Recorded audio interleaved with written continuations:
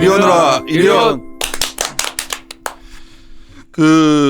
우리가 이리온 4에서 저번 주부터 해서 매주 월요일은 저희 칩 스트래티스, 칩 이코노미스트, 어쩌면 우리 회사 하우스를 구성하는 어떤 가장 중심 인물 둘과 또 저랑 셋이 모여서 매주 우리 하우스 방향을 하는 자료가 나와요. 근데 이거를 그냥 정기적으로 해야겠다. 근데 이게 뭐 같이 업데이트를 하는 자료니까. 그래서 오늘도 저랑 세 명이서 염 차장은 오늘 아침 너무 일찍이어가지고 지금 그 온라인 본부 일을 하고 계시고, 또 이런 이게 몇 회인지 내가 좀 갑자기 헷갈리는데 55회인가요?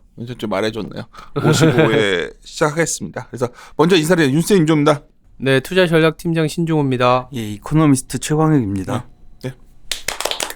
염 차장이 없는데 염 차장이 주말에 저한테 카톡을 보내왔더라고. 뭐냐면 어떤 우리 청취자분 중에서 제 반말이 좀 거슬려 하는 것 같다. 좀 잘 줄여달라고 그래서 줄이도록 노력은 좀 하겠습니다. 네. 두 번째는 제가 상사처럼 보이는데 어쩔 수 없어요. 제가 상사니까.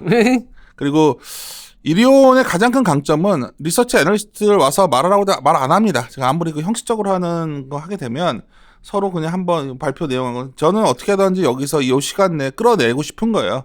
제가 뭐 그게 강압적으로 보인다면 할 수 없고, 저는 섹터 담당자들한테도 굉장히 강하게 얘기하고, 전략 쪽에서도 모닝미팅 분위기대로 녹음해버리면 타사가 모닝미팅 분위기를 중계하는데 그렇게 녹음해서 보여줄 수가 없어요. 저희는 오늘 아침 분위기도 살벌했으니까. 다시 말해 강압적인 게 아니라 원래 저희는 치열하게 합니다. 더 웃으면서 얘기하려고 되게 노력하고 여기서 할 뿐이고, 아니 돈을 다루는 직업을 갖고 있는 사람들인데 저희가 그러면 그렇게 무슨 뭐 여기서 무슨 그런 식으로 하겠습니까? 근데 이제 그런 게 좀 거슬리시나 본데, 저희는 다시 말씀드리지만 저희 정체성은 저희가 하는 모습을 어떻게 하면 전달해서 리서치 베이스 투자가 좀 조금이라도 이해를 시키고 싶은 거죠. 그렇게 형식적으로 하지 않는다, 우리가. 그 얘기를 보여드리고 싶은 건데, 그거 거부감이 난다면 죄송스럽지만 저희가 그렇게 하긴 힘들 것 같아요. 그러면 이건 기본적으로 제가 어쩌면 직위를 이용해서 강압적으로 진행하는 파케입니다. 뭐 이런 말은 좀 그런가? 뭔가 이상한데. 아니 근데 우리는 뭐 그렇게 크게 생각하지 않는데. 원래 말투가 이런데 뭐 그렇게 원래 이렇습니다. 네, 그래서 아니 내가 좀 꼰대고 강압적으로 보이나 봅니다. 근데 알다시피 우리 최강혁 이코노미스트는 저 신입사원 때 RA로 만나서, 근데 첫날 만났던 날 기억나지? 우리 제가 중국집에서 만나서 중국집 뭐라고 그랬죠 제가? 그때 뭐 별로 좋은 얘기들은 없었는데 중호 형도 있었고 뭐. 왜 왔냐? 네, 맞습니다. 근데 저희는 또 동지들이기 때문에 또 그게 또 자꾸 오해들 하시는데, 애널리스트는 수평적인 동시에 추적이 섞여 있어요. 우리가 같이 고민할 때는 동지적으로 토론을 하는 거고, 여러분 생각하시는 대로 그렇게 막 명령했지만 중요한 건 끌어내야 되기 때문에, 동지들 외의 지역에 가면은 그냥 형식적으로 얘기하는 경우도 많기 때문에 그게 싫은 거예요. 저는 그냥 막 맞던 틀리다 얼마나 욕먹고 있습니까? 지금 또 SBS 밀다가 밀리니까 또 사방에서 난리신 것 같은데, 뭐 그 방송 들어보시면은 저희가 그때 노조가 생각대로 잘 안 돼가지고 그날 방송 중에 이거 어떡하지 이런 내용도 나가고 다 해요. 이게 있는 그대로 보여드리고 싶은 것 뿐입니다. 저는. 그러니까 뭐 나 사실 주말에 어디 가고 있는데 갑자기 카톡 와가지고 나한테 자꾸 그래가지고 내가 약간 짜증 확 내는데, 야 그거 알겠습니다. 난 댓글 안 봅니다. 그래서 짜증 나서 사실은 저한테 좀 불만 있으시면 페이스북에 다세요. 페이스북 내가 보니까. 하여튼 그건 하고 뭐 또 뭐 뭔 댓글 날지 모르겠는데, 오늘 사실 모닝 미팅 때 저희가 이거 갖고서 좀 약간 제가 한 친구는 굉장히 압박을 했고 고민되는 게, 우리가 너무 낙관적이지 않는가에 대한 반성부터 해봅시다 해서 칩 스트래티지랑 이컨 둘한테 제가 계속 질문을 던졌는데 결론 내리고 시작합시다. 신종호 팀장, 우리 너무 낙관적인 거 아닌가? 낙관적으로 비춰졌다면은 시장에서 비관이 되게 많은 것 같고요.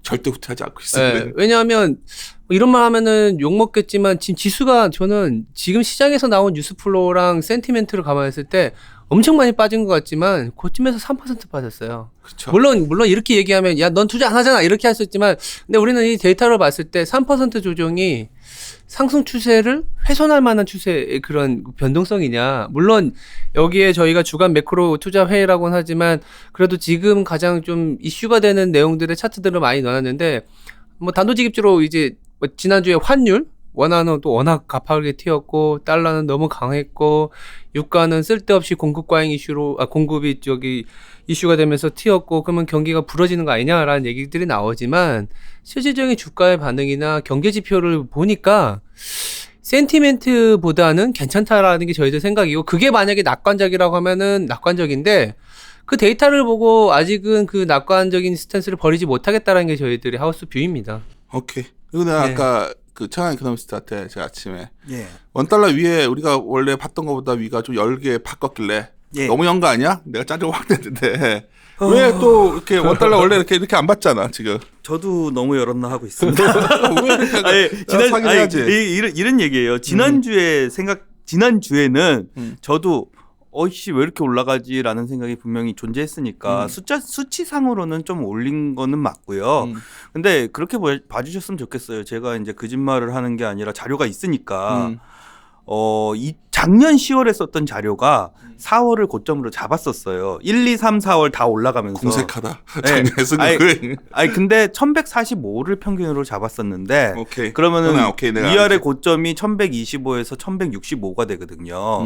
근데 제가 말씀드리고 싶은 거는 그거보다 조금 더 왜 아까도 아침에도 말했었지만은 70이나 80 볼 수 없냐라고 그러시잖아요. 70이나 80을 보면 저는 1200을 적어야 돼요. 그래서 그러니까 올린 나는 거예요. 맥스가 80 못 넘을 것 같아 나는. 그러니까 맥스가 80을 못 넘는다 그러면 저는 숫자상으로는 80을 놓을 수가 없다라는 거죠. 그쵸. 그러니까 그러니까 혹시라도 고객 이제 들으시는 분들한테 말씀드리는 게 제가 1200이라고 적어 놨으면은 그거는 모든 가정을 다 한 상태에서의 고점이라는 최악 거를 시나리오의 고점을 그거를 적어놓은 건데. 고려해 주셨으면 하는 거죠. 기자분들은 또 그거 보고서 또 얼마로 봤다 하니까 내가 네, 설명을 하려는 거야. 1180원이 맥시가 되려면 뭐 너무 짧은 기간이 하지만 이번 주가 상당히 중요할 수도 있어요. 네, 이번 왜냐면 주는. 이제 결국 달러의 움직임이 좀 톤다운 돼야 되고 좀 그러니까 안정화돼야 되고 그 이외의 어떤 국가들 가장 중요한 게 중국의 PMI라든지 그리고 우리나라는 쉬지만 노동절로 근로자의 날로 쉬잖아요. 근데 5월 1일에 이제 한국의 수출 데이터가 나오고 그러면 생각보다 우리가 생각한 것보다 안 그렇게 좋게 나올 것 같은데. 안 좋게 나오는 부분들이 반영이 된 것 같아요. 그리고 그 안 좋게 나오는 반영이 사실 그 4월 달에 나왔던 관세청 기준의 수출 데이터가 그 반도체 중심으로 많이 빠졌었잖아요. 근데 하이닉스의 컨콜이라든지 최근에 삼성전자의 어떤 스탠스 이런 거 보면은 이게 좀 최악이지 않겠냐라는 생각. 그리고 수출 데이터 자체는 지난달이 마이너스 8%였는데 현재로서는 한 마이너스 6%? 마이너스 폭이 좀 줄어드는 구간을 조금씩 들어가고 있기 때문에 그러니까 우려의 정점 그리고 제가 3페이지도 넣었지만 그래 자료 갖고 얘기했어. 예, 가장 우려의 정점은 사실 달러가 여기서 더 치고 갈 것이냐. 그렇죠. 왜 달러가 치고 간다라는 거는 여러 가지 내용이 되겠지만 미국도 안 좋다라고 그렇게 부르짖었었는데 미국보다 더 안 좋은 나라들이 있다라는 얘기거든요. 그거보다는 더 직접적인 건 미국의 GDP는 3자가 보이는데 한국의 그 비교가 GDP는 잘못된 거예요. 마이너스 그냥 미국이랑 계산 방식도 다르고. 물론 이제 근데 그러니까 이제 표면적인 걸로 보면 사실 미국의 성장률이 좋게 나온 건 맞죠. 근데 이제 그치.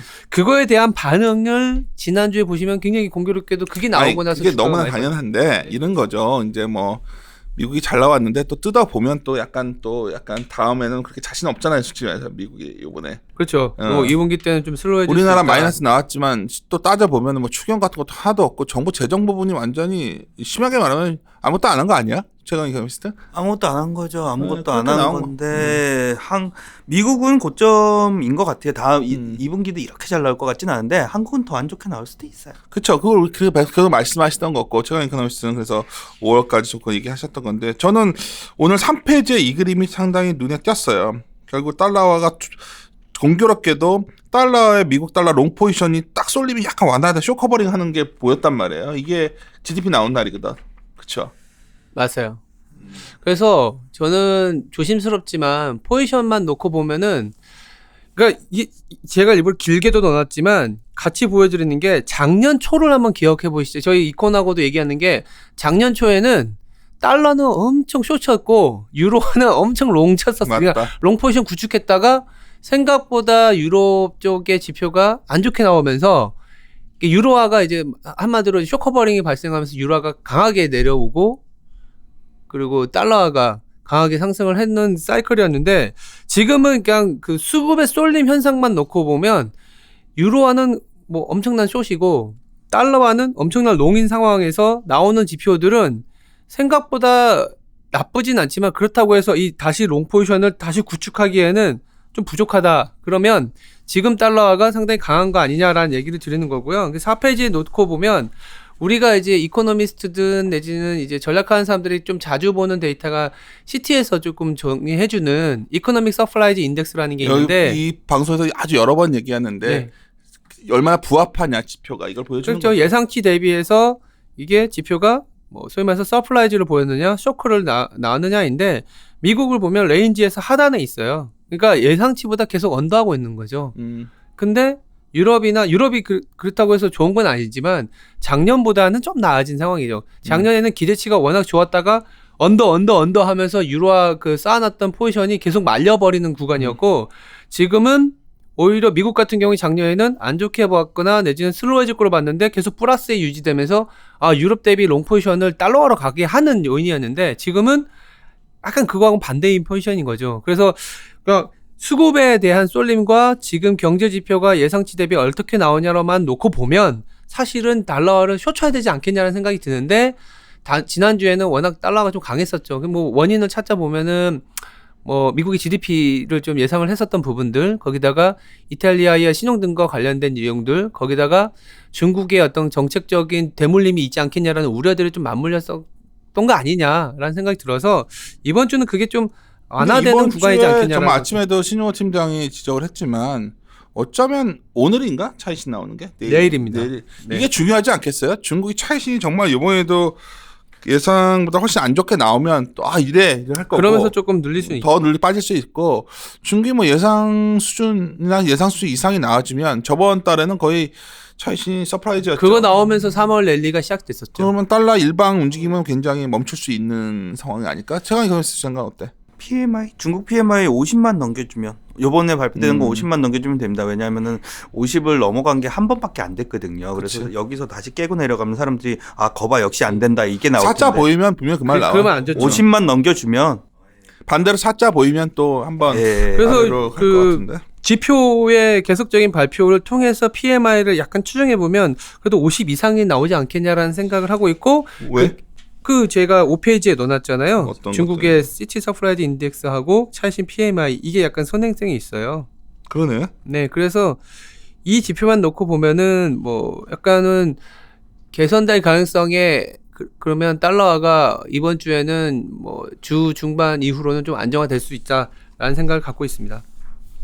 그래서 뭐 일정들 여러 가지인데 이거는 나중에 자료로 보시고 하여튼 저희는 저번 주부터 밀려봤자 2,150원 안 깨진다 입장을 네, 2,150 마켓 정도, 담당자랑 저번 주말에 이제 안진아 연구원이랑 했던 방송 그 얘기를 했고 그건 저번 주 회의 결과였고 네. 이번 주말에 또 모여서 매크로 팀은 주말에 나옵니다. 그러니까 매주 네. 나와가지고 회의하고 이렇게 해가지고 이 자료를 내는 거예요. 그래서 냈는데 보면은 그 밴드는 안 바뀌었는데 경제 지표를 최강 이코노미스트가 좀 다뤄놨는데 여기 차이신도 좀 지켜봐야 되는 게 뭐가 있어요?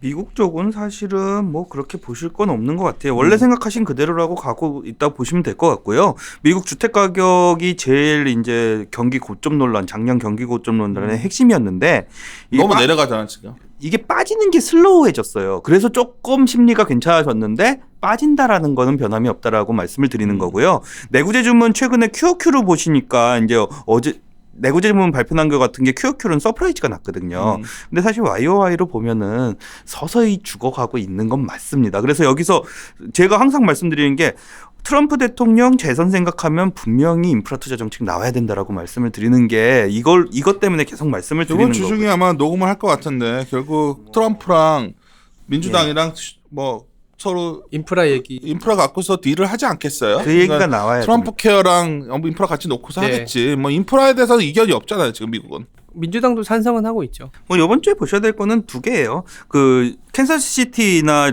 리치몬드 아니면 시카고나 제조업 지수가 다 빠졌거든요. 다 쇼크가 났어요. 그래서 요번에 댈러스 연준 남았는데 그거 제대로 나오나 한번 보셔야 될 것 같고요. 그다음에 근원 PC는 왜 보라고 그러냐 하면은 이거는 저 FOMC 회의가 있기 때문에 그 이전에 발표가 되거든요. 얘네가 갑자기 올라가 버리면은 FOMC 회의에 대해 가지고 기대감이 단기적으로 왔다 갔다 해버릴 수가 있어가지고 그 정도 봐주시면 될 것 근원 같습니다. PC는 한마디로 말하면 빠져 있는 거잖아 저기. 그죠, 빠져 있죠. 저는 사실 유가하고 관련해서도 말씀드리는 게 연준에서는 근원 PC를 보기 때문에 그치, 유가가 올라서 이거야. CPI가 오른다는 논리랑은 좀 다르거든요. 통화 정책이. 그래서 그 뒤에도 저희가 상세히 넣었지만 연준 의원들은 근원 쪽을 얘기를 하면서 아직 완화된 스탠스를 갖고 가겠다. 그게 또 공교롭게 또 이번 주에 4월 30일하고 5월 1일에 FOMC 있다 보니까 지난주에 달러를 조금 구축했던 것도 있는데 그런 CPI 논리를 하면서 근데 사실은 뭐 스탠스는 완화적인 스탠스 좀 보여줄 것 같다라는 얘기를 좀 드리고 있습니다. 하고 뭐 10페이지에 저는 오히려 이게 중요하다고 보는데 미국보다 이탈리아 시간당 임금 증가율하고 프랑스 소비 지출 증가율 나오거든요. 이게 왜 중요하냐 쳐다도 안 보고 있었는데. 아 근데 지금 왜냐하면 남유럽 쪽에 올라와야 독일이 돌아요. 왜냐하면은 이게 예전에 저희 자료 쓴 것도 그렇고 소비 선순환이라는 얘기가 있잖아요. 소비가 올라와야지 기업의 투자가 증가하고 투자가 증가해야지 수요 증가를 예측해야 되잖아요. 독일은 제조업 국가라서 전체 연방이라는 측면에서 접근을 해보시면요. 독일이 먼저 올라가는 게 아니라 이탈리아하고 프랑스의 소비가 먼저 올라가야지 독일이 살아나거든요. 근데 저한테 이제 세미나 가보시면 유럽 경제 얘기하실 때 많은 분들이 독일이 유럽을 이끌어 나가잖아 이렇게 얘기를 하시거든요. 근데 저는 그게 아니라 이탈리아하고 프랑스의 소비 증가가 독일의 경제를 이끌어 간다라는 거죠. 왜냐하면 이 얘기하세요 저한테. 독일이 유럽 경제에서 차지하는 비중이 거의 대부분 아니냐. 독일이 29%라서 최고는 맞습니다. 근데 이탈리아하고 프랑스 두 개를 합쳤을 때 경제에서 차지하는 비중이 37%예요. 두 나라가 합쳐진 경제 비중이 유럽에서 독일보다 훨씬 큽니다. 그게 사람들이 약간 그걸 착각을 하시는 거예요. 왜냐하면 유럽은 그냥 독일이다 이렇게 생각을 하죠. 그쪽에 독일의 수출액 근데 70%가 역내거든요. 그치. 그리고 사실 그게 또 키가 남유럽이다 보니까 뭐 이거가 구라치기에는 참 좋은 주제인데 정말 유로존 되는 바람에 독일이야말로 마르크에 대해서 벗어나서 엄청나게 팔아먹은 거지. 근데 이제 그래요. 이게 좀 괜찮게 나와주면은 솔직히 내가 제일 궁금한 건 나는 이거야. 저번에 한국 수출입 증가율. 네. 이게 쉐시 나올까봐. 이게 쉐시 나오면 한 번 그때 고민스럽다. 반영은 했었던 거예요. 여러분 저번 20일짜리가 나왔잖아. 20일짜리는 반영을 하면은 빠지겠지. 아니 그러니까 주가에는 한번 이게 영향을 줄수 나왔었던 있지. 내용이라는 거죠. 나왔지만 그래도 아니 근데 지금 예상치가 8에서 6.8이잖아요. 6.8이니까. 그러니까. 근데 더 빠져버리면은 8에서 나 이게 더 빠질 것 같단 말이야. 그러니까 투자자분들이 이제 매크로 데이터를 저희가 안 보는 게 아니라 자주 언급 안 하는 거는 계속 업데이트해서 보는 건데 그렇죠. 뭐가 중요하냐를 찾는 건데 난 여기에 모아질 것 같아. 이거 나오고 나서 한번 출렁일 거냐. 근데 이제 아니냐가 저는 근데 이제 궁금한데. 만약 이게 방어망이 돼주려면 아까 얘기했던 중국의 PMI가 50 넘어가지고 연준이 그래도 기다려준다 그러면 스무스하게 넘어갈 수 있다는 이슈라고 보고는 있어요. 한 번은 반영을 했기 때문에. 그 유가 갖고서 5월 3일 갖고 이란 갖고 얘기하는데 저번에 이건 최진현 영어 갖고 제가 자꾸 반복하는 들어보십시오. 그냥 심플하게 말씀드리면 전 세계 기름은 넘쳐납니다. 그냥 갖다 팔 곳은 많아요. 그러니까 자꾸 왜 유가 위기론을 누가 얘기하는지 모르겠는데 이게 팟캐라니까 단점이 뭐냐면 이게 재료라는 측면이죠. 지금 홍보로가 더 시장에 좋아하니까 재료들이 투기 포지션도 달러 여기 넣어놨는지 모르겠는데 달러도 투기 포지션이 이따 얘기할까요? 데이터 달러란다. 유가도 투기 포지션이 17페이지에 넣어놓긴 했는데 거의 2014년, 2017년, 2018년 상단까지 온 상태긴 해요. 그러니까 흔히들 얘기하는 재료가 나왔을 때 튈수가 있는 부분이긴 하죠. 아니, 근데 분명하게 말씀드리는 게 유가로 인한 그러니까 위기 상황을 얘기하실 때 하시는 얘기는 분명히 CPI에 대한 얘기거든요. 그러니까 생각하면서 내가 갖고 다니는 세미나 자료에 전에 우영재 할 때 유가와 인플레 같이 놓고서 맨날 보여주는 그림 있잖아. 그러니까 근데 그게 영향력이 그거를 되게 적은데 그러니까 최강 연구원이 얘기하는 건 그걸 감안해도 아니면 영향이 있다 하더라도 10월까지는 영향력이 없어요. 12페이지 보시면 레벨로 얘기하면은 지금 여기 낮아요. 있다. 말이 안 되는 소리예요. 레벨로 비용이 늘어나서 문제가 된다는 건 60을 갖고 얘기하는 건 말이 안 되고요. 문제가 되는 거는 YOY 증가율이 문제인데 이 왼쪽 밑에 보시는 것처럼 유가가 $70가 당장 5월부터 된다라고 가정을 했을 때도 YOY 변화율이 10월까지는 전혀 문제가 없습니다. 안 튀어올라요. 근데 문제는 그 뒤에 튀어오르는 게 두렵다는 거니까. 그때 튀어오르는 걸 두려울 거면 11월까지 계속 대응을 해야 그렇죠. 되는데요. 근데 이제 빼가지고. 5월 달에 나오는 이란 제재나 그리고 그렇게 되면 7월부터 또 러시아의 증산 나오게 되면 그 이후에는 오히려 더 그러니까 안정될 수 오히려 있죠. 5월, 6월이 긴 이슈라고 그러지만 그때까지 CPI 올라가는 건 절대 경험 못 하신다라는 거죠. 그러니까 우리는 아는데 아, 그렇죠. 제가 여기서 이제 내가 이러니까 또 욕먹는 거야 지금. 야 심지어 참 또 열받았어. 그러니까 주말에 또 나한테 뭐라고 하냐면 우리가 댓글 공작을 직원시켜서 한 거 아니냐는 거야. 어떤 사람이 그런 걸 올렸다 그래서 봐서 봤더니 뭐 그런 톤은 아니었고 이번에는 조심스러운데 나는 내가 이제 제일 경멸하는 거 스타일 알잖아 너희들. 그래서 내가 참 어이가 없었는데 중요한 건 생각보다 그 일반 투자들은 그런 거에 대해서 약간 우려를 음모적인 걸 하니까. 좋아하다 보니까 막 이게 막 올라가는 줄 알더라고. 내가 봤을 때는 올라가면 10월 이후일 것 같고요. 예, 그건 맞아요. 그래서 이거는 데이터상으로 급하게 올라도 지금. 예, 그렇죠. 그건 그렇게 보면 되는 거지. 근데 이제 물론 물가에 주는 영향력은 실질적으로는 10월까지 3분기까지는 크진 않을 수 있겠지만 센티멘트를 자꾸 자극하는 건 맞죠. 왜냐하면 60불 넘고 70불 넘어버리면은 제일 크리티컬한 이슈가 유가인 건 맞는데 맞아요. 그게 당장 문제가 된다라는 게 라고 접근하기보다는 5월, 6월 지나가신 다음에 70불이 돼도 괜찮은 거니까 5월, 6월 오펙 플러스까지 보신 다음에 대응을 하셔도 된다라는 거죠. 뭐 지금이야 그렇지만 금요일 날 또 난리 났었잖아요. 원달러가 이제 1140원 치고 나가니까 그게 박스 상단이어서 그냥 막 난리가 났는데 13페이지 정리해 주셨는데 뭐 이렇게 잔뜩 적어놨네. 저도 무서웠어요. 근데 이 얘기가 있긴 있더라고요. 그 이란 문제 때문에 원자재 재고를 원유 우리나라 기업들이 원자재 재고를 쌓다 보니까는 결제 수요가 단기적으로 급등해 버렸다는 얘기가 나오더라고요. 그러면서 지금 뭐 당장에 저희가 얘기하는 거 그런 얘기들 유가 상승하고 돼지고기 가격이 상승하니까 중국이 경기가 부진해지고 중미 무역 협상이 지연될 수 있다라는 얘기들. 거기다가 미국 경제 성장률은 서프라이즈 나고 한국 경제 성장률은 쇼크가 되니까 상대 통화가 변화된 거 이런 얘기들이 있는데 저는 개인적으로는 2016년 이후부터 그 남북 관계가 개선이 되면서 JP모건 이머징 통화 인덱스하고 원달러 환율하고 그 괴리도가 높아지기 시작했거든요. 이거는 밖에서 받는 시선에서 우리나라에 대해서 분명히 프리미엄을 줬었던 부분인데 북러 대화나 이런 게 되니까 갑자기 북러 정상회담 한다라고 그러니까는 그거에 대한 프리미엄을 줄여나가는 과정은 분명히 존재했었다라고 보고 있는 거고요. 만약에 모든 프리미엄을 제거한다라고 봤을 때 환율 수준이 1,200원 수준까지는 올라갈 수가 있더라고요. 그래서 그걸 좁혀가는 과정이 나올 수 있는데 사실 프리미엄을 모두 제거하기는 좀 어려워가지고 한 1,180원 수준에서 결정되지 않을까라고는 보고 있습니다. 내가 이것도 갑자기 또 생각났어. 갑자기 이것도 그 우리 신동호 팀장이랑 우리 금요일 날 술 먹었잖아요. 그 은행분이랑 그날 오면서 막 또 전화가 온 거야 이게. 그래서 뭐 원달러 때문에 굉장히 불안해하신다 그래서 내가 그날 전화로 타고 가면서 말씀드린 게 뭐냐면 아셔야 되는 게 FX 트레이딩은 굉장히 테크니컬 많이 봅니다 사실. 그냥 고점 뚫리니까 일단 다들 워낙 안 사는 거예요 지금. 그럼 그렇죠. 예, 그리고 또 하나 그것도 있고 추경 실망감이 좀 있었어요 이번에.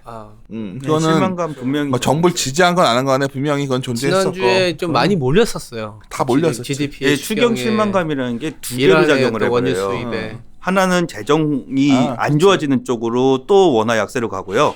경계가 별로라는 거 또 원화 약세로 가서 이게 더블로 작용이 돼버리거든요. 추경 실망감이 나와버리면. 그렇죠. 그래가지고 반영이 좀 크게 됐던 부분은 분명히 존재한다라고 봐주시면 근데 될 뭐 것 같아요. 좋다는 게 아니라 제가 드리고 싶은 말씀은 자꾸 이걸 연상하시는 게 이제 원달러가 이러다가 1250원 가가지고 금융위기가 오고 근데 우리나라가 달러가 너무 많아가지고 문제인 나라예요. 그러니까 저는 그게 지금 너무 과도하게 낙관적인 거 아니냐라는 얘기를 만약에 드리면 $1잖아요. $1 레이쇼. 그러니까 달러가 여기서 만약에 안정을 찾아주게 되면 뒤에서도 얘기하겠지만 이게 그럼 이제 해석이 이렇게 되는 거지. 1,150원이 넘으면 수출 기업한테 또 채산성으로 그러니까 좋은 걸로 와요. 그러니까 이게 안정화된다는 거. 그러니까 안정화되는 거를 만들려면은 미국이 이외의 나라들의 GDP가 올라가면 되는데 중국이나 아까 말씀드린 것처럼 시티 서프라이즈 인덱스 보면 작년보다 유럽이나 중국이 낮거든. 이번 주가 그런 뉴스만 좀 나와주거나 원달러 환경이 안정되는 거 나와주면은 외국인 입장에서도 원화 차익에 대한 기대도 있지만 더불어서 기업들한테도 생각보다 이게 그냥 환단에는 플러스가 된다라고 해석이 될 수 있는 거고 이게 약간은 그 재미있는 건 과정이지 아침에 않겠냐 모닝 하는 미팅에서 우리 유지윤 연구원이 녹음할 수 있을지 몰라가지고 그러는데 글로비스 실적이 되게 좋아지는데 그 원래 글로비스 사업부 중에 회원분은 차 치러가지고 나르는 거예요. 네. 그쪽이 좋아져서 글로비스 쪽이 잘 나왔단 말이야. 네. 그럼 환율이 이렇게 돼버리면 또 자동차 쪽에 더 갖다 판단 얘기가 될 수도 있는 거고. 그럴 그러니까 수도 있죠. 우리가 이제 리서치를 같이 모여서 일을 한다는 거는 서로 이렇게 매일 회의를 하면서 그런 소위 내밀한 얘기를 저희 해요. 근데 그거를 다 전할 수는 없고 저희 하우스의 특징은 그걸 좀 디스커션하는 스타일의 네. 모닝 미팅을 지향하고 있기 때문에 그중에 일부 발췌해가지고 여기다 녹음을 하는 건데 하여튼 그런 부분이어서 제가 이 말씀드리는 게 너무 작년에 약간 당황들 했던 것 같다 저번 주에. 느낌은. 환에서 분명히 말씀드릴 수 있는 거는 하나인 것 같아요. 이거 펀더멘탈하고는 그러니까 위기하고는 전혀 상관없는 숫자입니다. 위기는 아니죠. 1,200원 제가 아까 말씀드렸잖아요. 리스크에 대한 프리미엄을 제거해 주는 것만으로도 1,200원까지는 갈 수 있고요. 1,200원에 가도 한국은 위기가 아닙니다. 그래서 그걸 가지고 위기 구간이다 아니다라고 판단하는 것 자체는 조금 의미가 없다라고 말씀을 드리고 있는 부분이고요. 오케이. 우리 잠깐만 쉬었다가 우리 벌써 한 30분 이상 한 것 같죠? 그래요? 잠깐만 많이 쉬었다가 했네요. 돼지고기 갖게 없다 합시다. 네. 잠깐 쉬었다 가겠습니다.